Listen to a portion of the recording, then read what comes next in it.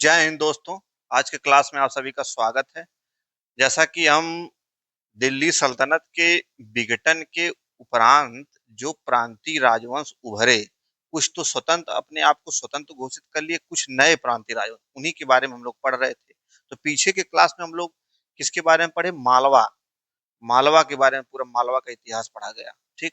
आज उसी क्रम में हम लोग आगे बढ़ते हैं और आज हम किसके बारे में पढ़ेंगे? गुजरात के बारे में। ठीक। तो ये उत्तर भारत के राजवंश हैं, उत्तर भारत के स्वतंत्र राजवंश हैं। ठीक है, इसके बारे में हम लोग, फिर इसके बाद हम लोग दक्षिण भारत के बारे में पढ़ेंगे। ठीक है। तो अभी ये हम किसके बारे में पढ़ रहे हैं? उत्तर भारत में भी हम लोग किसके बारे में पढ़ रहे हैं? उत्तर भारत के राजवंश में मुस्लिम राजवंश के बारे में। ठीक है, इसके बाद हम उत्तर भारत के हिंदू राजवंश के बारे में पढ़ेंगे, फिर हम दक्षिण भारत में विजयनगर और बहमनी के बारे में पढ़ेंगे। ठीक है, तो आज हम गुजरात के बारे में पढ़ेंगे जो कि उत्तर भारत का मुस्लिम राजवंश था। तो आइए हम स्टार्ट करते हैं। जैसा कि मैंने बोर्ड पे लिखा है गुजरात। ठीक है, यहाँ पे मैंने लिखा है जफर खान। स्वतंत्र गुजरात राज्य की स्थापना उपाधि सुल्तान मुजफ्फर शाह। इसका क्या मतलब है? इसका मतलब है कि जफर खान एक सूबेदार था। जफर खान क्या था? एक सूबेदार था। मोहम्मद बिन तुगलक ने इसको गुजरात का सूबेदार बना के भेजा था कि तुम सूबेदार रहोगे, तुम गुजरात देखोगे। ठीक है। लेकिन जब मोहम्मद बिन तुगलक के समय तैमूर का आक्रमण हुआ, तो मोहम्मद बिन तुगलक यानी कि दिल्ली सल्तनत का जो साम्राज्य था, वो बहुत ही स्थिति उसकी डैमेज हो गई, दिल्ली सल्तनत की। तो वही वाला मौका पाकर इसने, जफर खान ने क्या किया, तो वो मौका पा गया। बस क्या किया कि गुजरात को पूर्ण रूप से स्वतंत्र कर लिया और स्वयं क्या बन गया, वहां का उपाधि धारण करके, सुल्तान मुजफ्फर शाह की उपाधि धारण करके स्वतंत्र गुजरात राज्य की स्थापना कर दी। ठीक है, समझ में आई बात? लेकिन ये कहानी जो अभी मैं बताया, ये इंपॉर्टेंट नहीं है, ये आपकी जानकारी के लिए मैंने बता दिया। इंपॉर्टेंट क्या है आगे देखिए। जफर खां के बाद आता है अहमद शाह प्रथम, जो कि बहुत इंपॉर्टेंट है। इसे गुजरात का वास्तविक संस्थापक कहा जाता है। क्या कहा जाता है? गुजरात का वास्तविक संस्थापक। और अहमद शाह प्रथम ने ही, जो आज का अहमदाबाद है, उसकी स्थापना किसने की थी? अहमद शाह प्रथम ने। अहमदाबाद की स्थापना किसने की? अहमद शाह प्रथम ने। और अहमद शाह प्रथम को ही गुजरात का वास्तविक संस्थापक कहा जाता है। ठीक है। और अहमद शाह ने ही अहमदाबाद में जामा मस्जिद का एक निर्माण भी करवाया है। अहमदाबाद में जामा मस्जिद का एक निर्माण भी करवाया। तो बस अहमद शाह में ये इंपॉर्टेंट है, अहमदाबाद की स्थापना, कि अहमदाबाद की स्थापना किसने की? अहमद शाह प्रथम ने। अच्छा, फिर अहमद शाह प्रथम के बाद आता है महमूद बेंगड़ा। अच्छा, इस गुजरात वाले में केवल तीन ही शासकों के बारे में पढ़ना है। जफर खां बहुत इंपॉर्टेंट नहीं है, मैंने केवल एक जानकारी के लिए आपको बता दिया। अहमद शाह के बारे में क्या पढ़ना है? अहमदाबाद की स्थापना इसने की, जो कि मैंने बताया अभी। महमूद बेंगड़ा और बहादुर शाह। तो महमूद बेंगड़ा क्या था? अहमद साहब के बाद महमूद बेंगड़ा आता है। महमूद बेंगड़ा, जो कि गुजरात का सबसे प्रसिद्ध शासक था। सबसे प्रसिद्ध शासक यदि गुजरात का पूछा जाए तो कौन था? महमूद बेंगड़ा। क्योंकि ये कुछ किलों पे भी महमूद बेगड़ा ने क्या किया था? विजय प्राप्त की थी। कुछ किलों को इन्होंने जीता था। सबसे प्रसिद्ध शासक महमूद बेगड़ा है। अच्छा, एक पुर्तगाली इतिहासकार हैं बारबोसा। उन्होंने कहा है कि यह बहुत पेटू और जहरीला था। महमूद बेगड़ा यानी कि क्या करता था? बहुत खाता था। महमूद बेगड़ा बहुत खाता था, सोता था, फिर उठ के खाता था, सोता था, यानी बहुत खाता था, ऐसा कहा जाता है। और ऐसा कहा जाता है कि बचपन से ही महमूद बेगड़ा को माइल्ड जहर, थोड़ा थोड़ा जहर बचपन से ही इसको दिया गया था, जिससे ये बाद में चलकर जहरीला हो गया। थोड़ा थोड़ा जहर किसी को अगर आप खिलाइए, थोड़ा थोड़ा एकदम माइल्ड, तो धीरे धीरे बचपन से ही खिलाइए उसको, तो फिर धीरे धीरे धीरे धीरे जब उसकी जवानी आएगी तो वो जहरीला हो जाएगा। तो वही स्थिति महमूद बेंगड़ा की थी। तो यह पेटू था, यानी बहुत खाता था, सोता था, फिर उठ के खाता था, फिर सोता था, फिर खाता था। वही स्थिति। जहरीला भी था ये।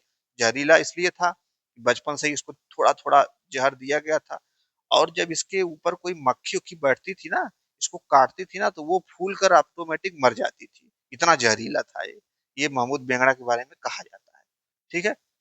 तो महमूद बेंगड़ा सबसे प्रसिद्ध शासक, पेटू और जहरीला था। अच्छा, इसे जरबख्श, इसके जरबख्श नाम से भी लोग पुकारते थे इसको। जरबख्श मतलब सोने का दान करने वाला, खूब सोने दान करता था, इसलिए इसको महमूद बेंगड़ा को जरबख्श भी कहा जाता था। मुस्तफाबाद नगर की स्थापना इसने की, बहुत इंपॉर्टेंट नहीं है, आप दिमाग में रखिएगा। इसने मुस्तफाबाद नगर की स्थापना की। गिरनार की पहाड़ियों के तलहटी में मुस्तफाबाद था, वहां पे इन्होंने स्थापना की। अच्छा, ये वही महमूद बेंगड़ा है, ये वही महमूद बेंगड़ा है जिन्होंने अपने समय में बहुत किलों को जीता, इसीलिए इसको सबसे प्रसिद्ध शासक कहा गया। ठीक। और इसी महमूद बेंगड़ा ने पुर्तगालियों से निपटने के लिए एक संयुक्त मुस्लिम बेड़ा बनाया था, पुर्तगालियों से निपटने के लिए। और उस संयुक्त मुस्लिम बेड़ा में महमूद बेंगड़ा भाई भी थे सम्मिलित। अब पुर्तगालियों से निपटने के लिए एक संयुक्त मुस्लिम बेड़ा बनाया था। संयुक्त मुस्लिम बेड़ा में कौन कौन था? जैसे महमूद बेंगड़ा थे, फिर इसके बाद मिस्र मिस्र के शासक थे, गुजरात के शासक महमूद बेंगड़ा थे। ये लोग सब लोग मिलकर पुर्तगालियों को हराना चाहते थे। तो पुर्तगालियों का एक गवर्नर था फ्रांसिस्को डी अल्मीडा। पहली बार तो ये लोग फ्रांसिस्को डी अल्मीडा को हरा देते हैं, लेकिन दूसरी बार जो है फ्रांसिस्को डी अल्मीडा जीत लेता है, जीत जाता है युद्ध। ठीक है। तो मिस्र के शासक और महमूद बेंगड़ा, ये सभी मिलकर एक संयुक्त मुस्लिम बेड़ा बनाते हैं। किसके खिलाफ? पुर्तगालियों के खिलाफ। फिर युद्ध होता है। पहले तो डी अल्मीडा हार जाता है, पुर्तगाली गवर्नर डी अल्मीडा हार जाता है। दूसरी बार जब युद्ध होता है तो जीत जाता है। ठीक है। ये आपको दिमाग में रखना है। तो ये वही महमूद बेंगड़ा है जो संयुक्त मुस्लिम बेड़ा में ये भाई साहब थे। इतना भी दिमाग में आपको रखना है बस। आगे अब अंतिम शासक है ये बहादुर शाह, जो कि बहुत इंपॉर्टेंट है। बहादुर शाह अंतिम प्रसिद्ध शासक, यहाँ पे मैंने लिखा है अंतिम प्रसिद्ध शासक कौन? बहादुर शाह। तो बहुत इंपॉर्टेंट है। थोड़ा सा इसके बारे में इस मैप से इसको समझेंगे तो आपको अच्छा समझ आएगा। देखिए, यहाँ पे मैंने बनाया है गुजरात। कौन शासक था गुजरात का? बहादुर शाह। यहाँ मेवाड़ है, कौन शासक? रानी कर्णवती। यहाँ दिल्ली उस समय हुमायूं था। अच्छा, देखिए, इस समय गुजरात के समय पुर्तगाली की एंट्री हो चुकी थी। जैसे मैं अभी आपको बताया कि पुर्तगालियों में और गुजरात के शासकों में संघर्ष हुआ, तो पुर्तगाली आए तभी तो संघर्ष हुआ, यानी पुर्तगाली अब आ चुके हैं। ठीक है। तो ये गुजरात है, बहादुर शाह। मेवाड़ में रानी कर्णवती, दिल्ली में हुमायूं बैठा था। ठीक। तो गुजरात में जो बहादुर शाह था, इसने क्या किया कि मेवाड़ पे आक्रमण कर दिया और मेवाड़ को अपने नियंत्रण में ले लिया। तो रानी कर्णवती गई हुमायूं के पास और हुमायूं को एक राखी भेजकर इन्होंने सुरक्षा की गुहार लगाई। बस यही एक कहानी है। गुजरात के शासक बहादुर शाह ने मेवाड़ पर आक्रमण करके मेवाड़ को नियंत्रित कर लिया। उस संबंध में फिर रानी कर्णवती ने हुमायूं के पास एक राखी भेजी और अपनी सुरक्षा की एक गुहार लगाई। यही है ये कहानी। ठीक है। तो यहाँ पे मैंने लिखा भी है कि अंतिम प्रसिद्ध शासक बहादुर शाह, जो कि बहुत इंपॉर्टेंट है। मेवाड़ की रानी कर्णवती ने हुमायूं के पास राखी भेजकर सुरक्षा की याचना की। ये चीज आपको समझ में आ गई होगी। अच्छा, मुगलों से सामना करने के लिए इसने बसीन का क्षेत्र, बहादुर शाह ने फिर क्या किया कि मुगलों से सामना करने के लिए बसीन के क्षेत्र को पुर्तगालियों को दे दिया। इन्होंने क्या किया कि पुर्तगालियों से कहा कि आप जब मेरे ऊपर मुगल आक्रमण करेंगे तो आप मेरी रक्षा करेंगे, मेरे साम्राज्य की, मेरे गुजरात की रक्षा करेंगे। ठीक। उसी संपर्क में इन्होंने बसीन का क्षेत्र पुर्तगालियों को दे दिया कि भाई पुर्तगाली मेरी रक्षा करेंगे, बसीन का क्षेत्र आप ले लीजिए। लेकिन फिर बाद में क्या हुआ कि बाद में बसीन के क्षेत्र को लेकर ही बहादुर शाह और पुर्तगालियों में आपस में खटमट होने लगी। उसी खटमट को दूर करने के लिए एक बार क्या हुआ कि बहादुर शाह और पुर्तगालियों के बीच जहाज में समझौते की बात चल रही थी। जो सही समझौता नहीं हो पाया, उसकी बात चल रही थी जहाज में। पुर्तगालियों ने क्या किया कि इनको उठाकर जहाज के नीचे फेंक दिया समुद्र में। जहाज पे बसीन के क्षेत्र को लेकर समझौते की बात चल रही थी, वही मौका पाकर पुर्तगालियों ने इन भाई साहब बहादुर शाह को उठाकर जहाज के नीचे फेंक दिया। इनका काम तमाम हो गया। ठीक है, तो ये समझ में आ गया होगा आपको बहादुर शाह।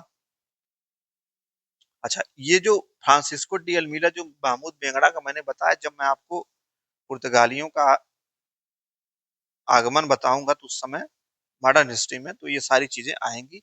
मैं इससे कनेक्ट कर दूंगा, आप वो जाके देखिएगा जब पुर्तगालियों का मैं बताऊंगा तो उसमें फ्रांसिस्को डी अल्मीडा जो कि पुर्तगाली गवर्नर है, उससे और महमूद बेंगड़ा प्लस मिस्र के शासक, इन सब से मिलके एक युद्ध होता है। ठीक है, ये सब सारी चीजें मैं आपको बताऊंगा। तो ये तो हो गए बहादुर शाह जो कि अंतिम प्रसिद्ध शासक हैं।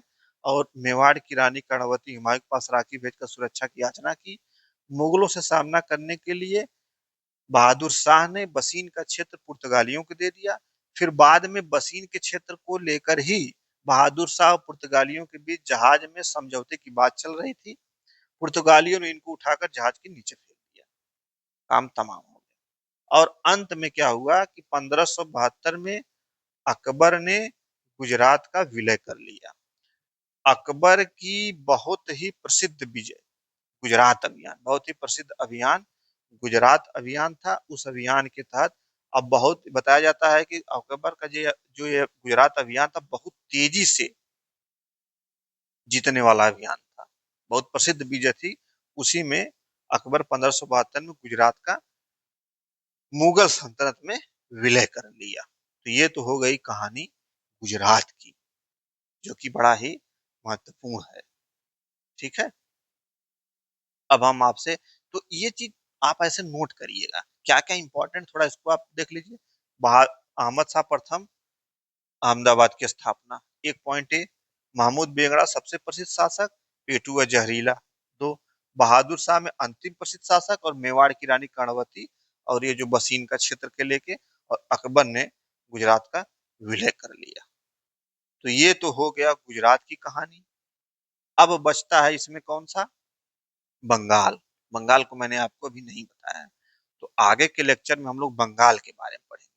तब तक के लिए आप क्या करिए, इसको नोट करिए। ठीक, क्वेश्चन सॉल्व करिए, जितने भी क्वेश्चन आते हैं उस क्वेश्चन को सॉल्व करिए, सारे क्वेश्चन हल होंगे, एक भी इससे बाहर नहीं जाएंगे। ठीक है, तो मिलते हैं आपसे अगले लेक्चर में। Thank you.